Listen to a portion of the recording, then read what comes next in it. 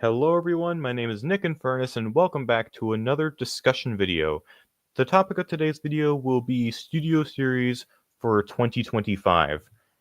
And so far, at least for me, I'd say that my feelings overall are pretty mixed. There are definitely some things to get excited for, at least on my end, but this first wave especially is, I'd say, pretty underwhelming. You'll see when we actually get to it, but yeah, I have it split up into sections. So first we're going to look at the renders that were, you know, shown off for the upcoming Transformers 1 releases. And yes, I know it's been a while since I've talked. I know it's been a while since these have been out, but this video took forever to come out, and we just kept getting more and more new stuff. So now I can finally talk about these. Starting with the one, the only Studio Series, Badassatron. If you saw the movie, you get the joke.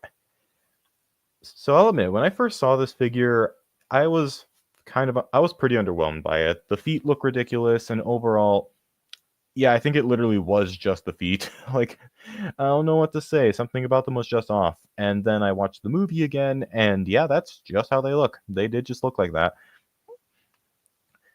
Plus, having seen more images, I will say this does look better than I initially than it does in these renders. In the actual toy is more of a gold color, kind of like what's a good example?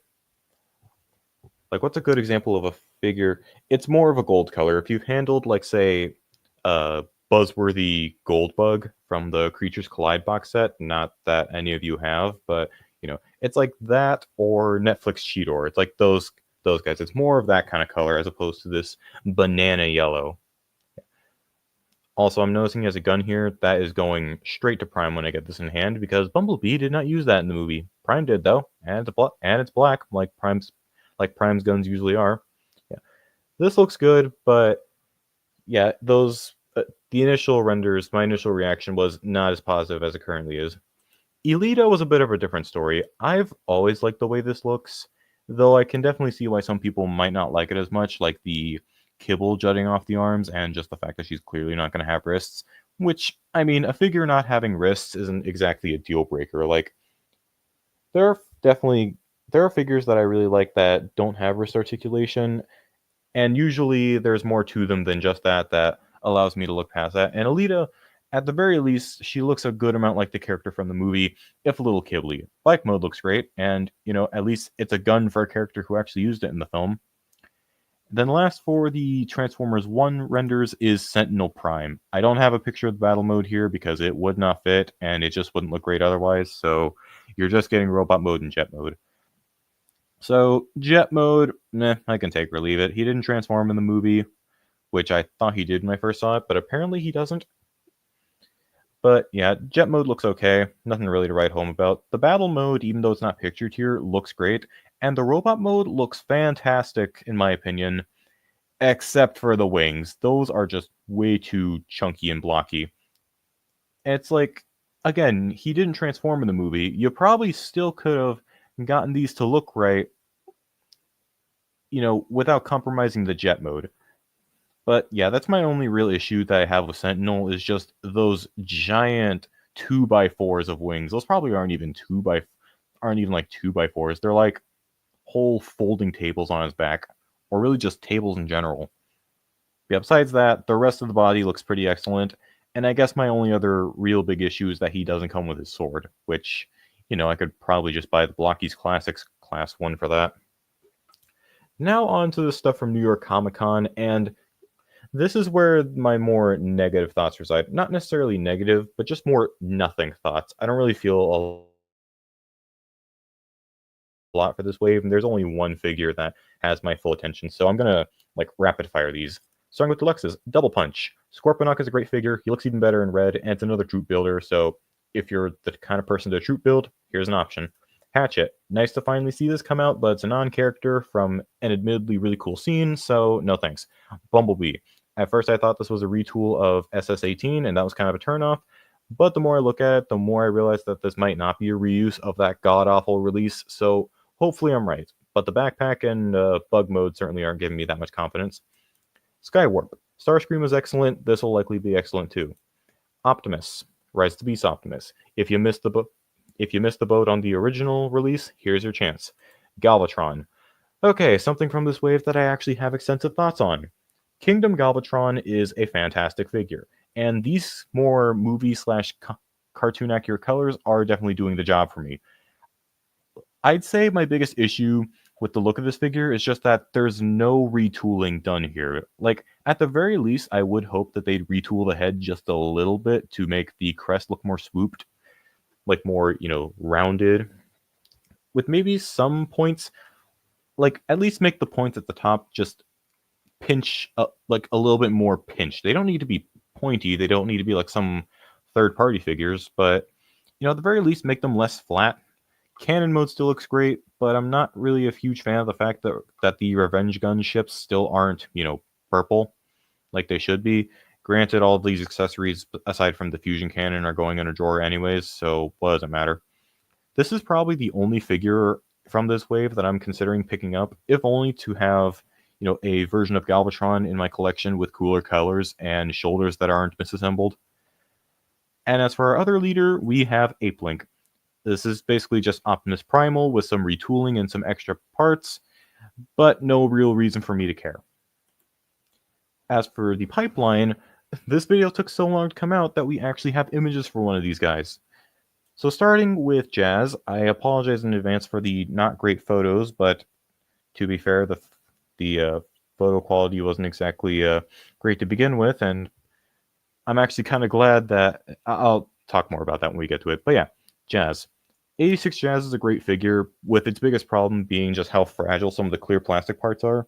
Hopefully this is the Autobot Stand United version, but I kind of doubt that since this is said to just be a package refresh. Either way, if you need a G1 Jazz, this will most likely fit your collection better than the Space one did. Q. No thanks. Ironhide. Yeah, this is how long this video took to come out. We literally just got these pictures today, the day I'm recording this. Yeah, so this is a repaint of Gamer Edition Ratchet with a new head and a new chest. And I'm not even going to pretend that this doesn't look cooler, because it does. Something about Ironhide's color scheme has always appealed to me, Warden Ratchet. Not that Ratchet's bad, it's just red and gray just work better for me than just completely white. Especially when it's off-white like the Gamer Edition Ratchet. Both figures look cool, but if I were to have one or the other, I probably would say Ironhide, even if I'm moving away from stuff like this. Still looks great, so if you liked Ratchet, chances are you'll like this. They're also doing a leader class Knight Optimus Prime. Took them long enough. Though, honestly, I'm not really liking what I'm seeing with the backpack, and I don't remember the sword being that big. Bear in mind, I have watched both Age of Extinction and The Last Knight. It has been quite a few months, but I still don't remember the sword being that big.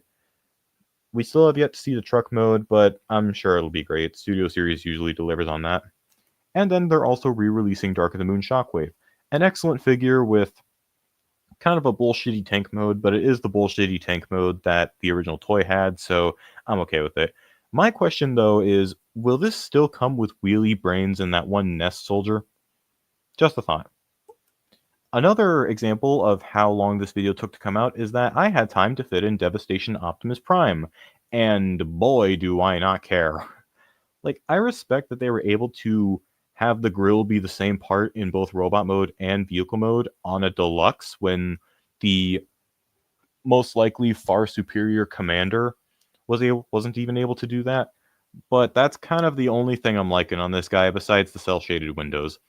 Like, I don't know, I just don't like the look of the legs or the truck mode or the axe. Like, the axe just looks really goofy. And I really don't need another Optimus Prime. I already have 7 on display as is. I don't need an 8th. And then finally, let's round out this video with the 86 Constructicons. The first of which being Bone Crusher, who looks stupid as hell, but honestly that's why I'm really liking the look of this guy. Bone Crusher has always looked like a metal caveman in a green onesie. So honestly, this is working for me more than it probably should. Same goes for the Bulldozer mode. It's taller than it should be, but I don't know, something about it's just appealing to me in a weird way. it could just be ironic appeal, but it's appeal nonetheless. I can definitely say that what isn't unironic appeal is Scrapper. I actually do think this guy looks pretty good. I only have two issues with this guy, and they're in the robot mode. One is that the fists and the way that they're structured doesn't exactly look great, with how the entire fist is just, pinned onto the back of the hand, and the gap that leaves, it doesn't look great. And then, of course, the feet having those giant growths sticking off of them, that's kind of ugly. Besides that, though, the that's not a bulldozer. The whatever that mode is called, I probably should have looked that up before here, but it does look pretty excellent, and the robot mode still looks good. But what really gets me excited about these is the completed Devastator. Granted, this is just a completely tool room gray prototype, but I already love what I'm seeing, and just imagining this with the colors gets me even more excited. Plus the fact that it's bigger than Menasor. Whew, that's gonna be quite the year, I tell you what, if this is the big ticket item. But anyways, guys, that's going to be it for my thoughts on Studio Series 2025. If you enjoyed, feel free to like and subscribe for more fun content. See you guys in the next video. Take care and Godspeed.